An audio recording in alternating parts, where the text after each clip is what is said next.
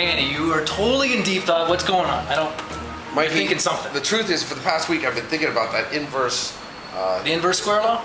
Yeah, that thing. I've been trying to figure that thing out, man. Do you know what Look, I'm talking you about? gotta go stack back and think lighten up and shoot style. I'm trying, man, but look, this is what I know. This is what they taught me in school. They were like, read this. You mean this thing right here? Yeah. Yes, this thing. Yeah. Okay. All right. That makes no sense to anybody. That doesn't even make sense to me, and I'm like a scientific genius. But look, think of depth of field. Okay. And what's happening with depth of field, right? Let's say that I'm taking a picture of this, and the closer I am to my subject, yeah, the less depth of field you're gonna have. So you're gonna have like an area of like this. Right, much. right. So I might just focus the tip of that. But if I move back here, what happens? You're gonna have I've got greater a larger area. depth of field. So how does that relate to The inverse square law. the inverse square law? Oh man, With light. You know what? I got an idea. We're changing the name. Forget about the inverse square law. It's gonna be called. It's not inverse square law? No, not anymore. Depth of flash exposure. That's the only way I'm gonna be able to learn it. So It kind of as works I'm like visually that. looking at depth of field, Yeah. depth of flash exposure. Absolutely, because it's the same exact thing. The closer I am to my subject, If this is the light, yeah, if this is our light source now, I'm gonna have the less depth of flash exposure. The further away my light source is gonna be from my model, the larger my depth of flash exposure. you know what? That's awesome. It totally makes sense. You know what? Let's draw it out so everybody can see it. Okay, let's go do it. All right, Mikey. Dove. Dove. We kind of dove the last one. Yeah. We dove the last one. Okay, here goes, guys. This is going to be our attempt to explain to you how the inverse square laws works approximately. We are lighten up and shoot. Remember, we are totally not there with tape measures. We're totally into taking amazing, beautiful images. Yep, that's all we care We about. never break out our iPhone application, None of that the stuff. inverse square law, That's- and no, our nothing. compass and calculators. Absolutely. All we want to do is take a great shot and know why our exposure did not work when we're taking that shot and how it will work.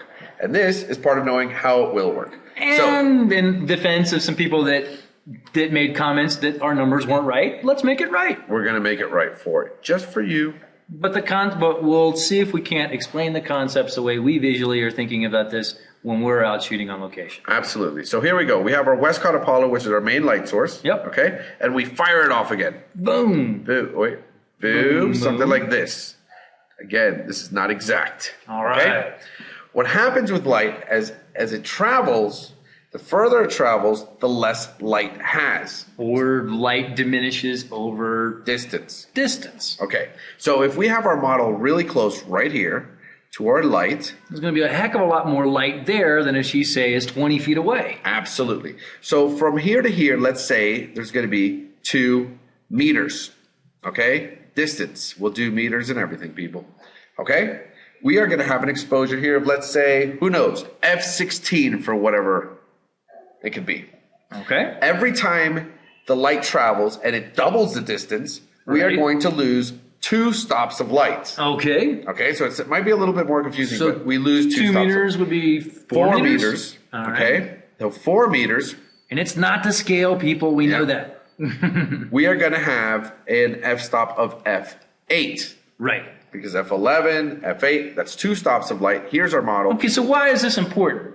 This is very, very important because when you're taking group shots, for example, Mikey, we need more depth of flash exposure, or Doffy, whatever you want So to what call you're it. trying to say is you need the same exposure from one Part of side of the camera to the other side of the yeah, camera. if you're taking a group shot, okay, I want Uncle Sam to be the same exposure as Aunt Jemima.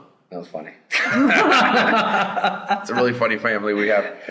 And we do that by moving the light back enough so that we have a large enough depth of flash exposure so that everybody's in pretty much the same exposure area. Right. Okay, so you understand this? The further the light travels, the larger our Dope is. Okay, Right. so from 4 meters, we now go on to, actually it's 4. No, you got it right. Yeah, let's say, for example, and let's say now we're at 16 meters, okay? We are now 2 stops under that, so it's F8 to F5.6 to F4. We're at F4, okay? And now this is 16 meters. Just so you guys know. Not 8? Sorry, dudes. It is 8. Sorry. Thank you, Mikey. Why were you not there, you scientific genius? Because I'm never thinking in terms of numbers. Okay, it is 8 meters. And just for everybody out there that's with a tape measure, it's 8 meters from the point of the light. Okay? So it's from here to here is your exposure. From here to here's your 4 meters. From here to here's your 2 meters. Okay? All right. Everybody get that, or is that more confusing? If it's more confusing, just let us know in the comments. The point is, when you're trying to expose right, just know the further the light is away from your subject, the larger your dophe is. This is also good for what? Controlling backgrounds. Controlling the background. Let's say that we have our model right here. She's Beautiful and skinny. Look probably how exposed skinny. at f16. But let's say that 4 meters away. No, go ahead and make it 8 meters away. You've got a wall. Right That's here. your background. This is my wall. It's going to be. And let's say the wall is white.